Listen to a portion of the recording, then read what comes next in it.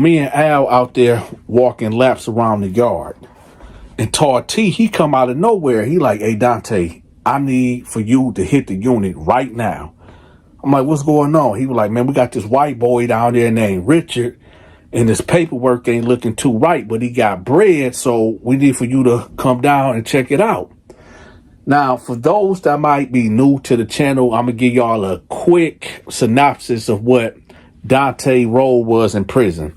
If you was an inmate that was terrified, or you were scared, or you needed some protection, you will come to me and basically pay me to protect you.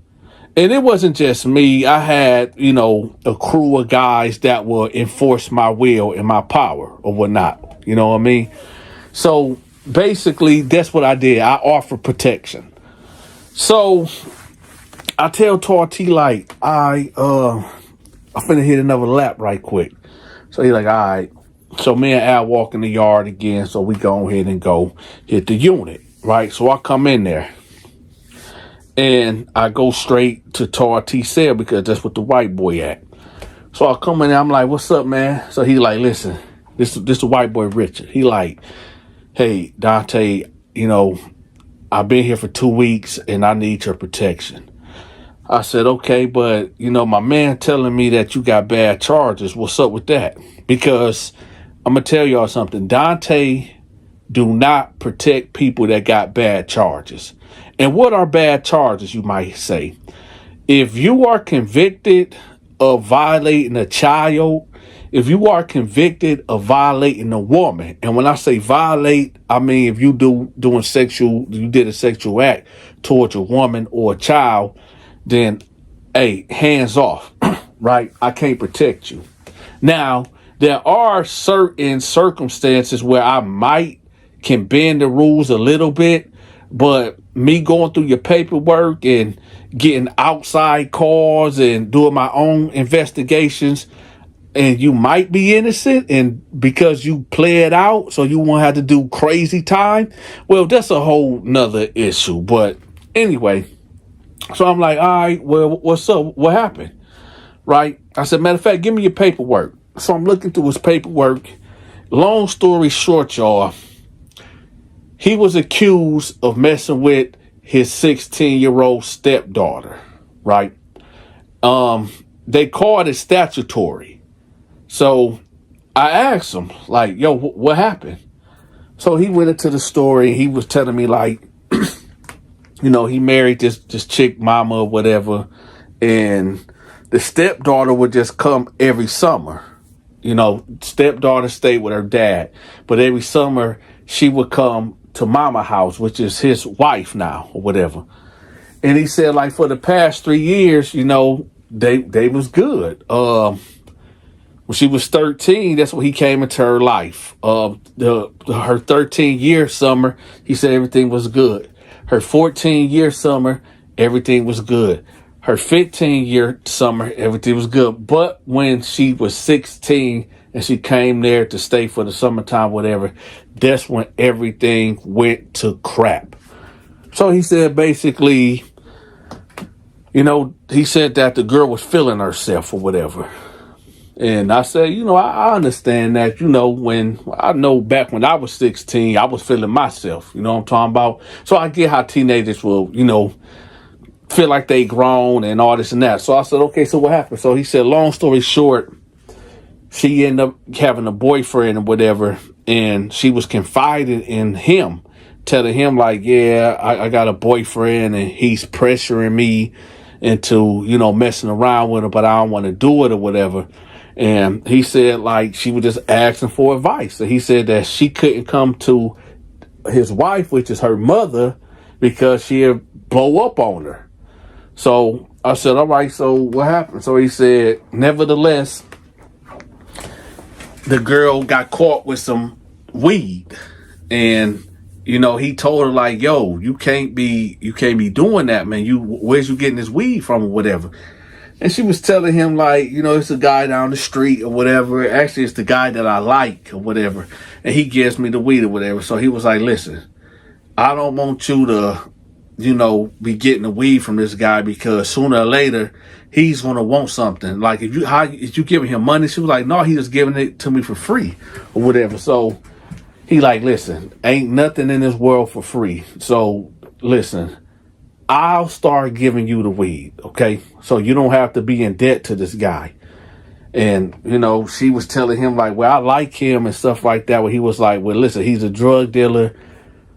I'm not going to tell your mama that, you were smoking or whatever. But at the same time, you don't want to be around this guy or whatever. So he said that nevertheless, he went out and he started buying the weed or whatever for her. Because he said his philosophy was that, well, I'd rather let me get it for you so that danger element will be taken away. And, you can smoke here at the house instead of going out there sneaking around doing it. I said, okay, whatever. So so anyway, the next summer, where when the girl left or whatever, he had all these secrets. And the secrets was that, okay, my stepdaughter is being pressured to mess around and she's smoking weed, right? So these are the two secrets that he's holding from his wife, right? From her natural mother. So nevertheless, the girl go back to go with her dad or whatever. A month later, wifey get a call. Hey, where Richard at? Where the Richard at? I'ma kill that mother effer. I'ma kill that mother effer. Actually, I'ma say it the way that he said. He said, where the fuck Richard at? I'ma kill that motherfucker. Where the fuck Richard at? I'ma kill that motherfucker. Right?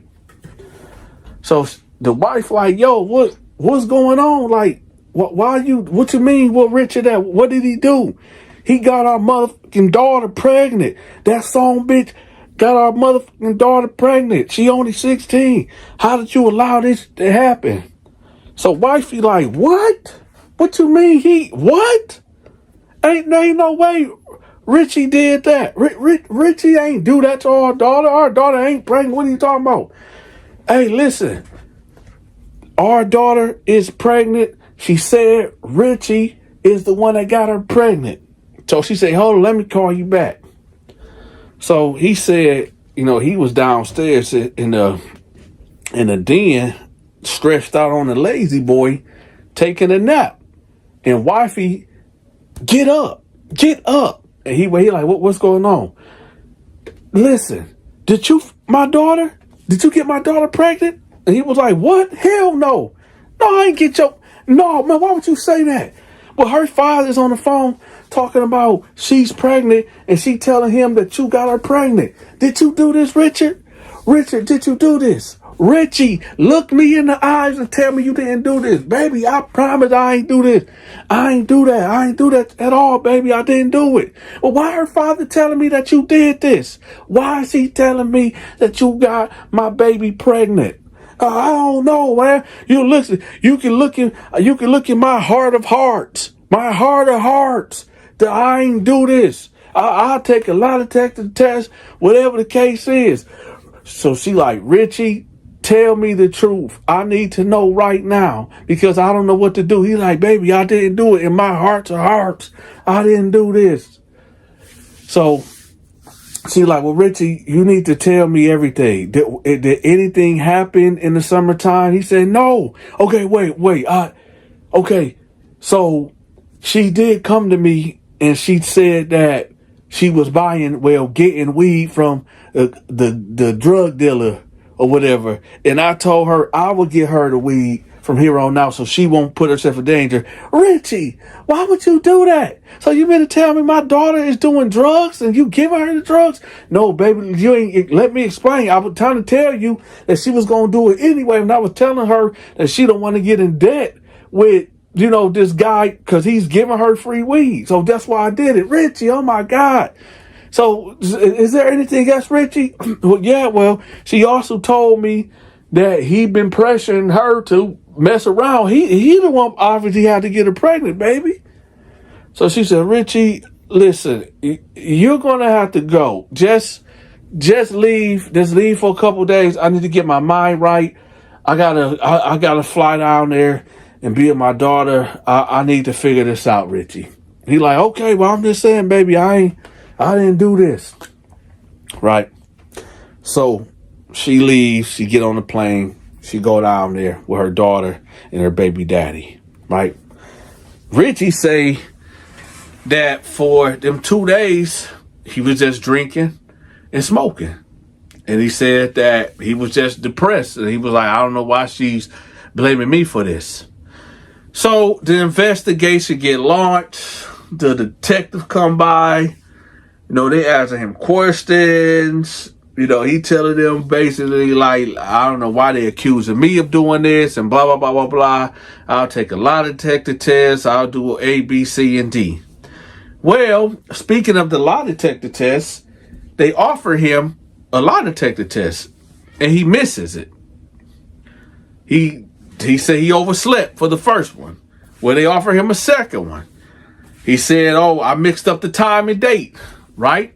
The third one, they told him not to do no drugs or alcohol for 48 hours before he do it. What'd he do? He smokes weed. So he's even seeming like he guilty. So they basically say, yo, it ain't really nothing we can do about it. Telling the mama, like, listen, it ain't nothing we can really do about it. It's her word versus his. There's no, there was no rape test that was done. It's really just his word versus hers. And I guess we just got to see when the baby is born. We'll do a DNA test and we'll see what it is, right? All right, y'all. This is where this story is about to get really, really crazy. Y'all ready? Here we go. Now, 9 months later, the baby is born. They instantly draw blood from the baby and they send it off. And they already got homeboy DNA on file, right? It turns out to be his. Y'all want to know what his excuse was? Do y'all really want to know what his excuse was? Now, what I'm about to tell y'all, when I heard this, a load of crap. A load of crap. Now, I'm not no medical physician. I'm not no doctor. I'm not no OBYN specialist. I don't know nothing about this, okay? But this is what his claim was. He said that him and his wife was intimate, right? He said that, after him and his wife was intimate, he basically discharged inside of a towel, right? He said that towel was in the bathroom, right? And he said apparently the girl must have took a shower with the towel or whatever, and maybe the sperm, it went up there that way, and that's how she got pregnant. Now listen, y'all, me hearing this, I instantly was like, yo, this dude lying.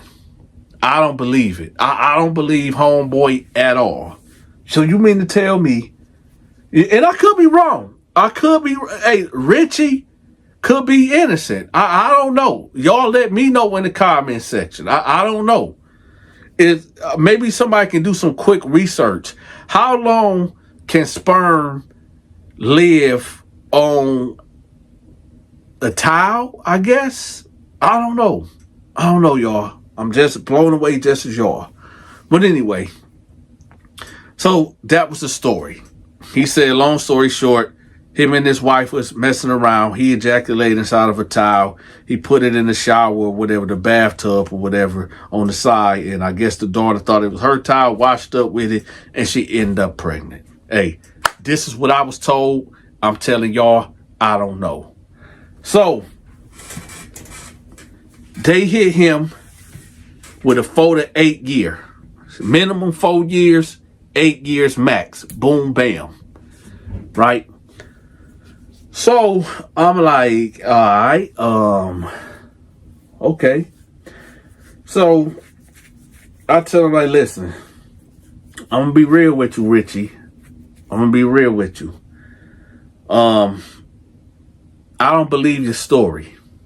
I don't believe it. I don't know exactly when you decided to make a move on your stepdaughter or whatever, but I don't believe the story you're telling me. So with that, I'm finna go holler at my homeboys. Just sit tight. So I walk out the cell and I tell Tarty, go get Homicide, go get Al, go get DK. We about to have a meeting. So everybody pull up on me in the next 10 minutes. So I'm saying, okay, y'all listen. He basically told me that he didn't do it. His stepdaughter got pregnant off of a towel, which I think is a load of crap. T interjected and was like, yo, homeboy is willing to pay a band a week. So there's $4,000. That's a lot of money. So I said, so what y'all want to do? Me, I don't buy it. I think it's a load of crap. I think he did it. What y'all want to do? I said, we'll put it to a vote. Do y'all want to get the money from him, or we just give them to the wolves? You know, we hit the vote. I was outvoted. They wanted the money. So I said, okay, y'all, but this going to be the stipulations. We'll offer him the service and the protection, but if he